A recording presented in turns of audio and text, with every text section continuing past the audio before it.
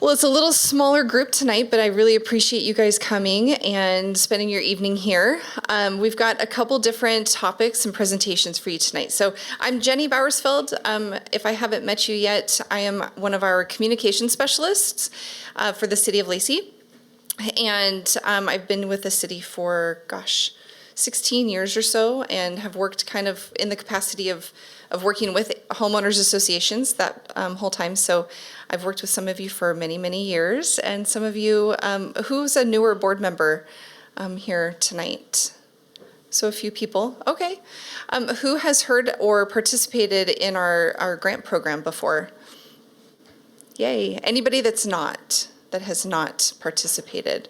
All right, okay, great. So this is probably going to be a repeat for a lot of you, but this is a good opportunity to ask your questions and just get some additional information. This meeting is being broadcast live through Zoom tonight. So we do have some viewers watching online to get the information as well. There's no Q&A online, but in order for them to hear what we're saying, we have to speak into a microphone. So I'm going to be trying to stay here. There's also a portable mic. And then Charlene is going to be my wonderful assistant tonight, at least while I'm speaking. And so if you have questions, that's great. She's just going to bring a microphone out to you so that our viewers online will be able to hear what you're asking as well. So tonight I wanted to just take the opportunity, since earlier, just a couple weeks ago, our neighborhood matching grant program opened up for applications. So it is actively open right now. And this is a program that we've had for several years now. The intention behind it is that our city council wanted to reinvest some money back into our communities and help with beautification projects, maybe safety enhancements. And so they've committed $60,000 again to this project for this year to be split up and shared amongst homeowners associations. Eligibility requirements, informal neighborhoods. So we've opened it up to informal neighborhoods too. So y'all are part of formal homeowners associations that have governing documents, but there's some older neighborhoods in our community, and they have some common spaces to maintain as well. And that's much harder when you don't have dues that are collected and a governing board to manage that. So we have a system in place for our informal neighborhoods, and they can receive grants for projects as well as formal HOAs. You must be located inside the Lacey city limits in order to be eligible. And then the projects that you choose must have a lasting or direct benefit to the neighborhood and to the city in general, and then nonprofit in nature. These are just a few of the eligibility requirements. There's a lot more detail online on our city website, and there will be a link to that at the end of this presentation. Just some of the grant categories that you can choose from. There's neighborhood beautification, environmental sustainability and resiliency, safe neighborhoods, community emergency response team organization, which is CERT for short, and then board education or organizational development. And then compassion. So there's a few different projects that could fall under those categories. These are just a few of those examples that have been done in the past. A lot of neighborhoods have received grant funding to receive secure mailbox installations. So that's been a good one. Free little libraries have been really popular. We've received multiple applications for those. Permitted tree removals, playground enhancements. So this is just a list of a few things, but we really encourage you to be creative. Whatever you think your neighborhood could benefit from that falls within those categories could definitely be fair game to receive a grant. And I'm always available to, if you want to call me, we can talk through any ideas that you might have. Just to make sure before you go through the whole application process, make sure that your project would be eligible in the first place. I will be sending, I see people taking notes, which is just fine, but I will send these slides out so you don't have to capture everything that's on the slides. Thought I would just include a couple of examples from past years. We've had some community gardens put in common spaces.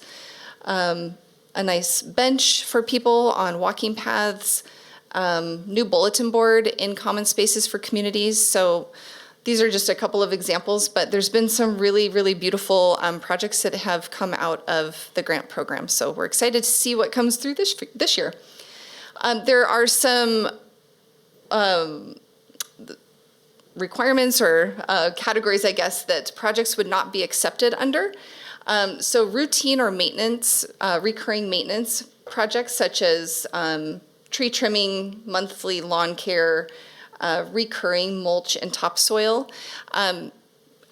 Some of these projects would qualify if it's a first-time beautification effort. So if you've got an area that's just really overgrown with weeds and everything, and you really take the time, you have a work party that gets out there and you clear everything out and you bring mulch in, that would work. But we're not going to continue to give you grant money to maintain that every year with fresh mulch. And then, let's see, recurring stormwater facility maintenance, that's another one. Stormwater facility maintenance is, they need maintenance every year or so. And we are happy to give you some grant funding to help get that project started. Maybe a first year you're tackling it, but it's not going to be something that we will fund every year. So those recurring expenses that come along with that, there's a stipulation within that grant application that says that you're willing to take on the responsibility of maintaining that. And then any funded projects in previous grant years will not be eligible. And then anything located on a private homeowner property, it needs to be within the common space of the HOA. So parks, underground sprinkler systems in common areas, fencing in common areas, things like that are all fair game. And then there's a more expansive list online, but this is just kind of to give you an idea of that. Some of the grant guidelines, there's one grant available per HOA, and you can receive up to $2,500 per project. Projects require a dollar-for-dollar neighborhood match. So volunteer hours and in-kind donations may be eligible to meet that requirement for your HOA. I just wanted to go through a couple different examples. One could just be a monetary match from your HOA. So the example of there's a permitted tree removal, and I was just speaking with somebody about that today. So they have some trees that were identified by our arborist that were diseased and infected with a beetle or something, I think. And so he recommended that those trees be removed. And so you go through the permitting process to get all of the necessary permits, and then you could receive up to half of that charge, or up to $2,500. So that would be a good one. So let's say the total project cost is $7,000. The maximum that will reimburse you is $2,500. So then your HOA match is $4,000. The other example is a little more complex. So this is using volunteer hours. And this might look like a landscaping work party. Like I had mentioned, you've got maybe a big common space that's just overgrown with weeds, and you really want to make that look nice, bring in mulch, maybe plant some flowers. So let's say you spend $1,000 out of your HOA funds, and you have about 5 volunteers that come out and spend 6 hours, so about a total of 30 hours of volunteer work. The volunteer rate that you can use this year is $34.79 per hour. And so that, in this example, would equal $1,044. So between your purchase supplies that you've spent plus your volunteer hours, that total project cost came to $2,044. The maximum eligible grant for that would be $1,000 because that's the total amount that you paid out of pocket. So that amount will not exceed what your total paid expenses were. But that covers your full dollar amount spent. Does that make sense to everybody? Great. So then your HOA match really is just your time and labor. So in some instances, you could really get the whole project reimbursed for the cost out of pocket. And again, as you guys are thinking about projects and trying to go through what this could look like, and I'm always happy to kind of walk through what this looks like and what the reimbursement could look like. just to clarify any questions that you guys have. Of course, all projects must meet our city codes and ordinances and non-discrimination policies. They're reviewed and approved by a committee of myself, and then I work with somebody in our community and economic development department, as well as our parks maintenance department, just to make sure that we get their perspectives on different permitting requirements that might be needed, or just making sure that it falls within our policies and procedures. And then, of course, it's a reimbursement grant program, so you will be responsible to pay for those the expenses up front, and then you submit your reimbursement paperwork through me, and then we send you that reimbursement check to your HOA. And then if you do apply this year and for whatever reason you're unable to fulfill that agreement that you had signed with us, then that just means you won't be eligible to participate next year. So you'll be on probation just for a year. And that is just because we do a lot, each HOA, their agreed upon amount, and oftentimes we use up all of our money, so that could have probably gone to a different HOA had we known that you wouldn't be able to fulfill the project. So, and then the timeline, like I said, the applications are open currently, and they will close on March 31st. After that, we take a couple of weeks to just organize all the paperwork and documents online, and then we have a review period of about 2 weeks. And then I will notify everybody through email during the week of April 20th through April 24th. And then you just have through the end of the year to complete. So you've got the rest of the year to work on it. I think that it sounds like somebody's project is already done that they wanted to get done. So they're just saving their paperwork and going to submit it. So if that is the case as well, that is allowable too. So if you've already done a project that you wanted to submit for the project or for the grant program, we'd be happy to accept that as long as it was within the 2026 year. And then you can apply on our website here. That's the link to the page and then the QR code that you can scan with your phone. But like I said, I'll send a copy of these slides out tonight. Well, I'll do it tomorrow to everybody that came tonight. And you can always feel free to reach out with more questions. Are there any questions right now for the grant program? Charlene can bring a microphone around if you do. One in the back. Testing. Yes, are sidewalks on private streets eligible for this? That's a good question. I would probably have to talk to our Public Works Department and verify that. But I can verify that and let you know. So is that something that is needed in your neighborhood? Okay.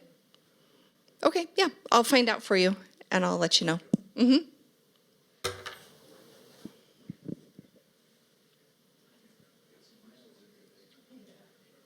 Thanks. So you mentioned you can't fund the same type of project again. Mm-hmm. Is that forever? Correct. Okay. Got Yep. it. Okay.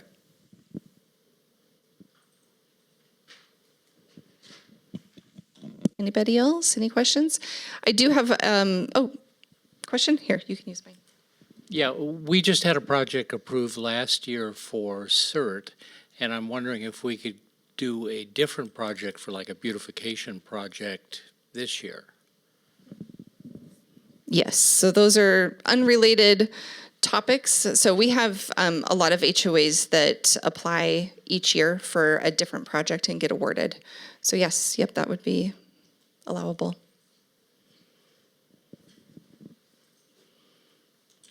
Anybody else? All right, well, like I was gonna say, I do have some business cards over on the table, but I think a lot of you receive emails from me already. And if you don't receive emails from me and you would like to, make sure that you filled out the sign-in sheet and I'll make sure to add you to my communication database. Great. Well, we also have Charlene with us tonight, and Charlene we're twinning a little bit tonight, so you know it's going to be a good night when you show up wearing the same thing.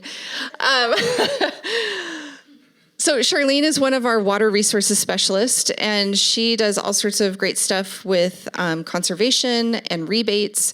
And I'm just going to do a little plug here for the materials that she brought. We have an indoor and outdoor water saving kit that we give out for free.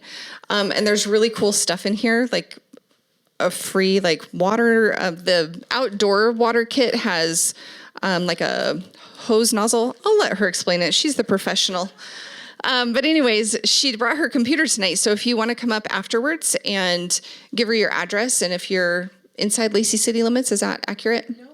No, as long as you're on the City of Lacey water. City of Lacey water system. I'm just going to let her talk. She's got all the information. Yeah. Thanks, Charlene. Yeah, hi, good evening. Charlene McKendry, Water Resource Specialist. I do the outreach and education for our drinking water programs, also for wastewater programs too. So I do some outreach for the fats, oil, and grease campaigns for that kind of thing.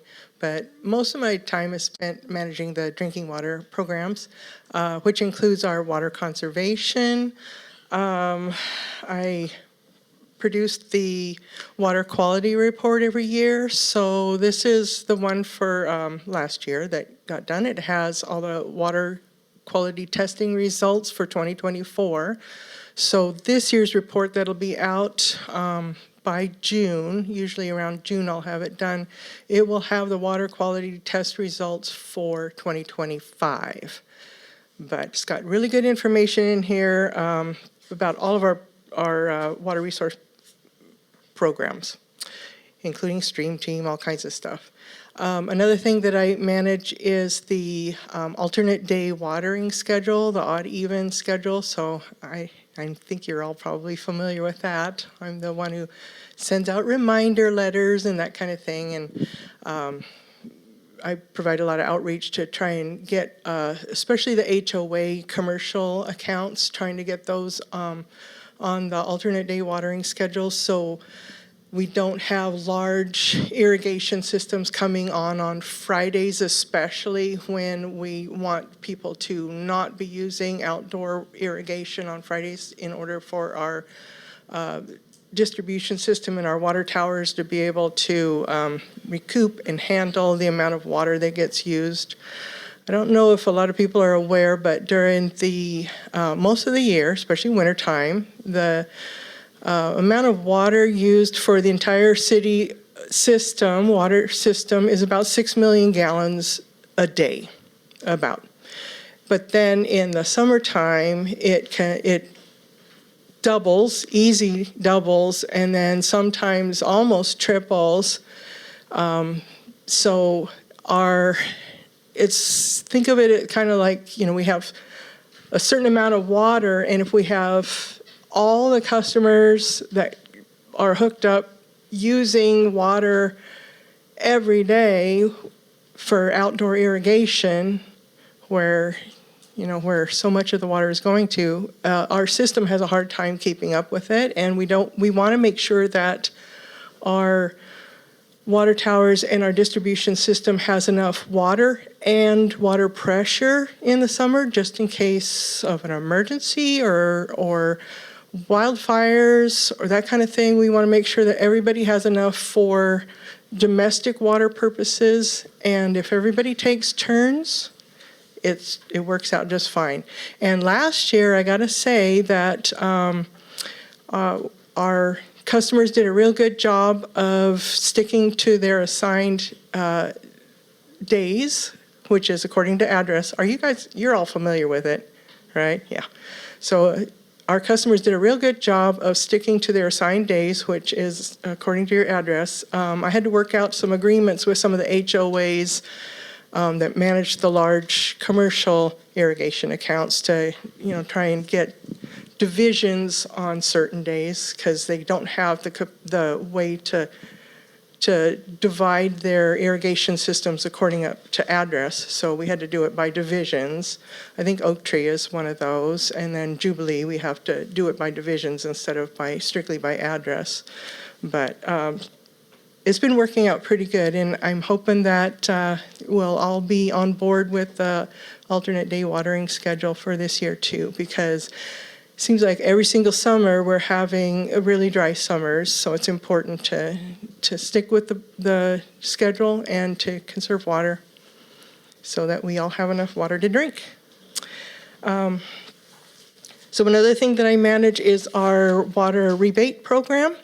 And I brought a brochure over there that has a QR code on it, and also the web address if you want to pick one up. It has our residential and commercial irrigation rebates on there. And we have residential rebates for Energy Star washing machines, for WaterSense certified irrigation controllers for residential. We have a new one, and the irrigation controller is a new one for residential. We have a new one also for rain barrels, if you have anybody interested in adding that. And then we also have one for ultra high efficiency toilet.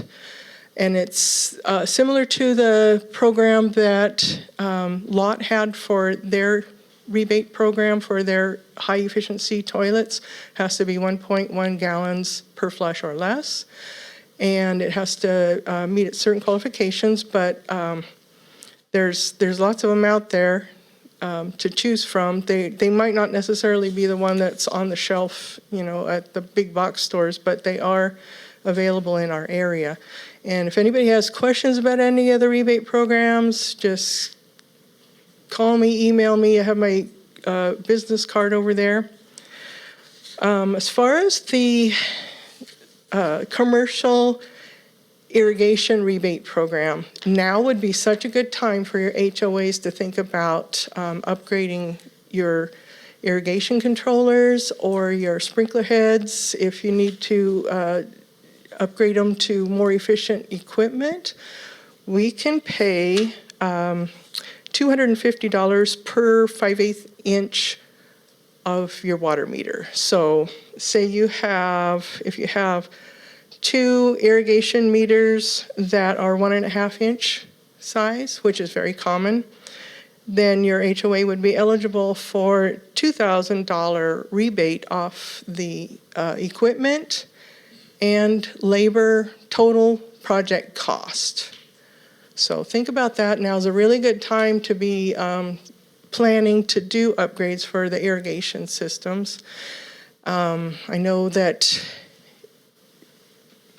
nobody has them on right now. They might be leaking if you haven't winterized them, but when you start testing them in April, that really doesn't give you a whole lot of time to get a project done before you start irrigating, by, the middle of May and June.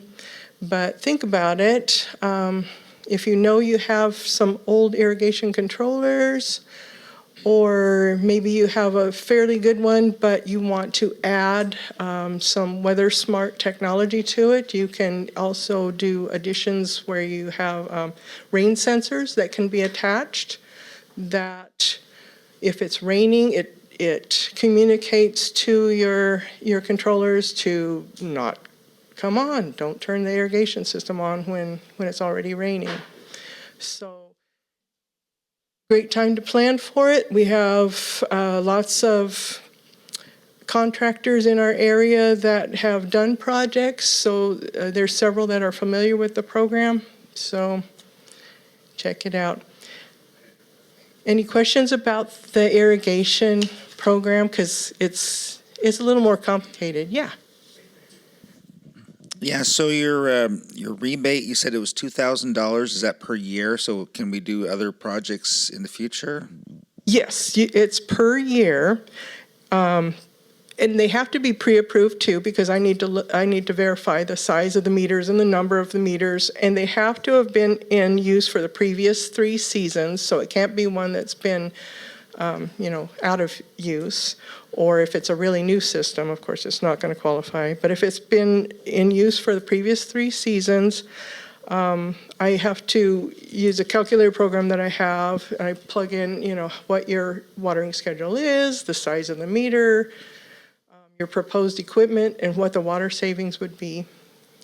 Yeah, so. Would you, would it also be considered if we changed like the program, so we're only watering like the parks and a couple areas and we took away all the street strips, or would that be a conservation that we would possibly get any kind of rebate on? Not removing equipment, that's, if you need to do that, that's probably a really good plan, because why do people need to water the strips in the middle of the street? But no, it's for equipment. And also, I don't know if I mentioned it, but all the equipment needs to be WaterSense certified. So if you're interested in that, grab one of my cards over there, Charlene McKendry, and then I can look up the accounts that you're speaking about. Most HOAs have more than one irrigation account. I can look it up, and then if you have a contractor that can propose equipment, I can figure out what your rebate will be. Mm-hmm. I just had one last question. That was repairing your existing, or our irrigation system is like 12 years old, and we have leaks and stuff. So if we were spent the money to repair that, would that qualify? Not on repairing the lines themselves, but for sprinkler heads, yes. And controllers, that's the biggest things that we would be rebating. The rotators, I was hoping that EPA would certify some WaterSense certified rotators, but that hasn't happened yet. It takes a long time for products to run through the gamut. And the WaterSense program is very similar to the Energy Star program, and we're all familiar with Energy Star, so it's also an EPA program. But they have to laboratory test and verify that equipment meets certain standards before it actually gets the WaterSense certification. And there is a possibility that, Mitch, that could qualify for the neighborhood grant. Some of the fixes for your lines. So, yeah, that could qualify. Mm-hmm. Yep, and then, hang on just 1 second. Here, I don't want to be on the microphone. But on that same question, so. It's okay, I'll repeat the question here. So the question is, would aeration of the grass to allow for better absorption for my grant program? I would have to double check that. I feel like that might be on some of that annual maintenance or recurring maintenance. Okay, so for this neighborhood, it has never been done, or it's not something that they want, but it could be. We'll follow up. Okay. Our HOA is interested in the rebates for controllers. Is all the information you talked about in a pamphlet, and get your card in a pamphlet? No, Because we can't hear very well. oh, sorry. No, it's not you. There's information on the conservation website, but then if you contact me, email me, call me, I have my work cell on my card too. You can call either number. I will get back to you really soon and get you the information that you need for. And just tell me what your HOA is, and I'll look up what your meter sizes are and that kind of thing. So, and then the other residential irrigation meter, irrigation weather smart irrigation controller. God, that's hard to say. But the other rebate that I have, that's the new one that I told you about, that's the residential one, that's $150, capped at $150. So if it's less than $150 to replace your controller, say like for your backyard, that's not part of the HOA irrigation system. If you want to have that on a separate controller there, we can pay $150, but if, say like the controller that you buy, the Weather Smart controller that you buy is maybe $100, we cap it at 100. But they're fairly easy to install too, so I think most homeowners can DIY that. So, any questions about any of the other programs that I have? There's a bunch. Yeah. We went to smart controllers Mm-hmm. a couple of years ago. Is it too late to A couple years ago, you Yeah. mean residential or commercial? well, I don't know what your definition of commercial is. It's the common property in our HOA. Oh, yeah. Gosh, why didn't you call me? What Well, we didn't HOA have- are you Didn't have a in? clue. Pardon me? What HOA is that? Indian Summer. Indian Summer. You know, somebody contacted me from Indian Summer a couple years ago, and I sent all kinds of information, but then nothing went through. Okay. But, That's the way it usually works. oh, darn it. It goes pretty smoothly. I'm real easy to work with. I'm really, really easy to work with, and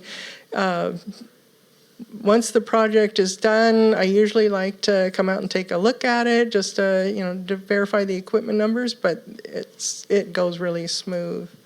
So,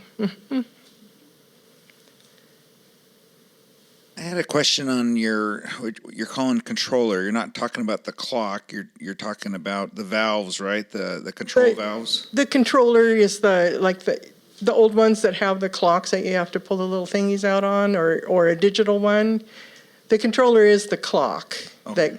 that controls how long it's going on, what days it's going to be on. Yeah. Okay, thank you. And also on our website, under the commercial irrigation, there's a link to the WaterSense website so if you have some specific stuff in mind, you can easily look up to see if it's on the WaterSense list. But yeah.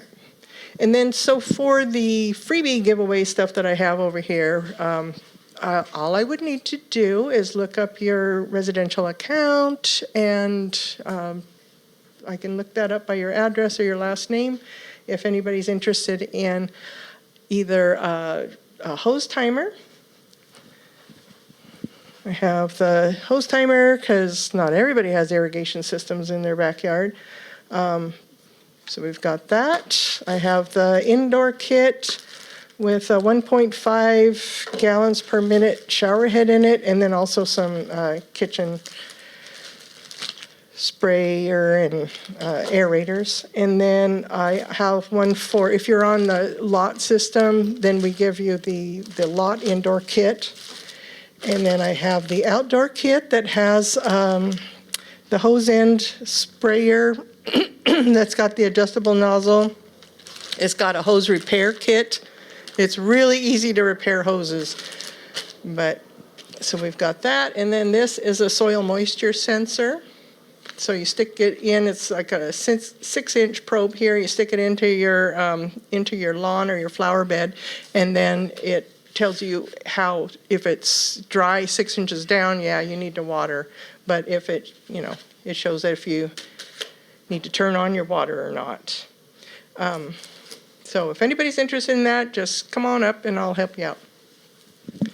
Any other questions about the water conservation program or the odd even schedule or the water quality report? I'm sorry.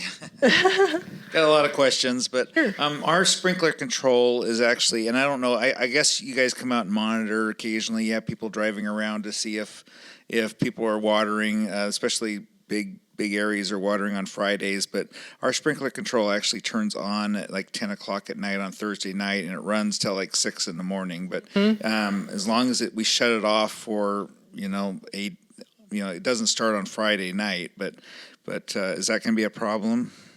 Does it come on Fridays? It comes on at 10 o'clock at night on Thursday, and it runs for about 6 to 7 hours. Yeah, we really need our system to be able to recharge and the water towers to refill on Fridays. So if you could adjust that so that it's off by, the end of the day on Thursday, I think that would be better. Because those systems, when they come on, that's a ton of water all at the same time, especially for that many hours. So, yeah, it'd be great if you could adjust it so it doesn't come on Okay, during the thank you. Friday hours. Because you're not the only one.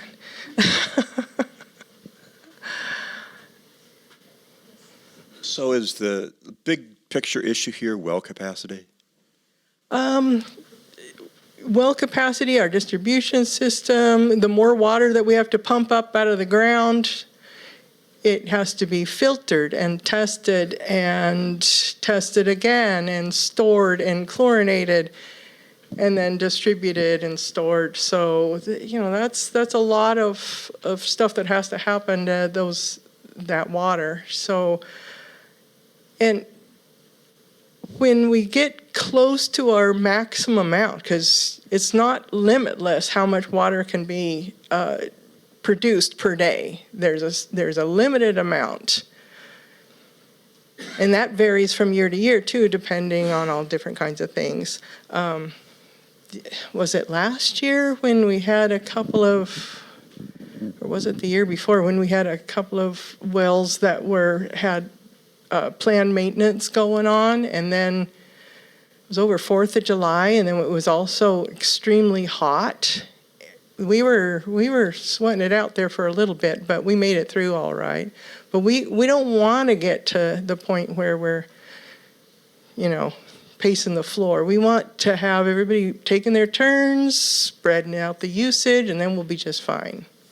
So if we did get to where we needed to restrict water because of like a natural disaster or something, there would be a lot of communication about it, especially to the big users like the HOAs and the big businesses that use a lot of water. We would communicate that and ask them to, cut back. We have a water shortage response plan that has different steps. Yep.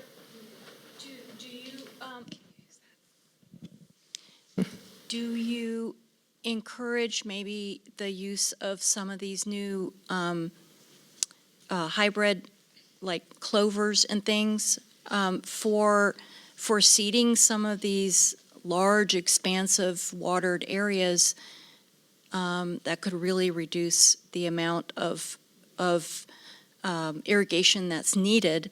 I know in our own community we're considering trying to do that.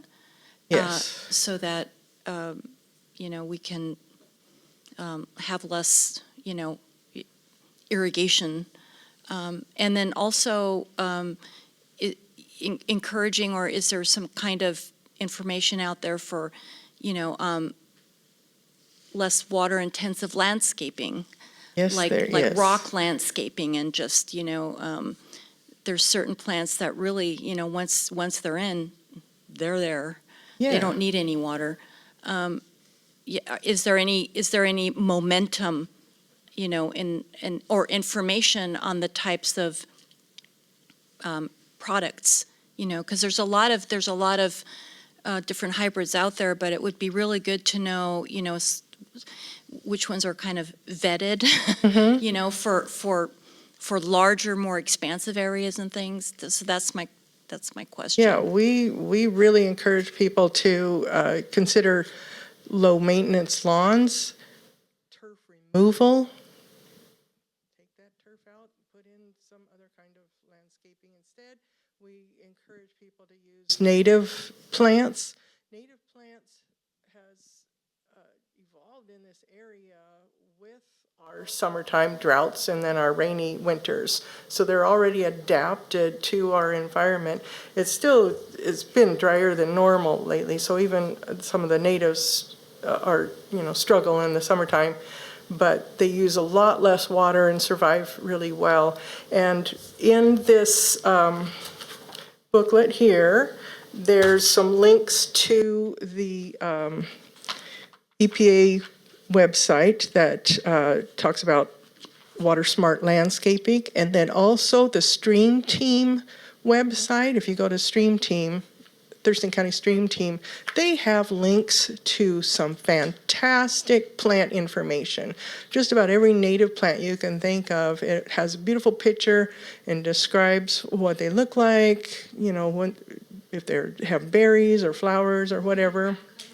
I believe so. It's the best website I've seen, actually, for that. And then also the Thurston County Conservation District has a lot of great stuff. They do native plant giveaways.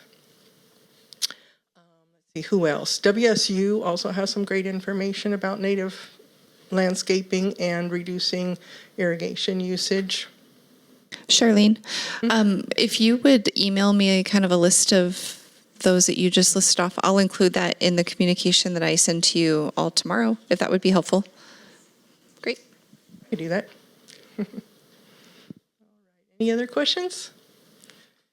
Be sure and drop by over there and pick up some swag. And if you have grandkids, I brought in color books. They're really cute. Thank you, Charlene. You're welcome. And if any of you guys have community newsletters, does anybody still, HOAs still do newsletters to their community? Do you?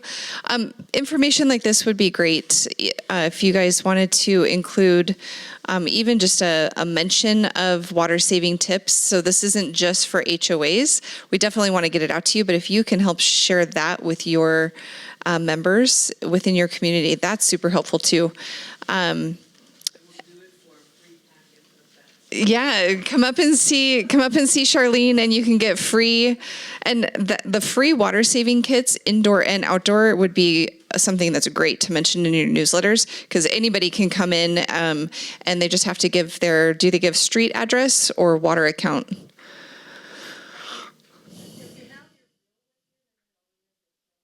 Mm-hmm.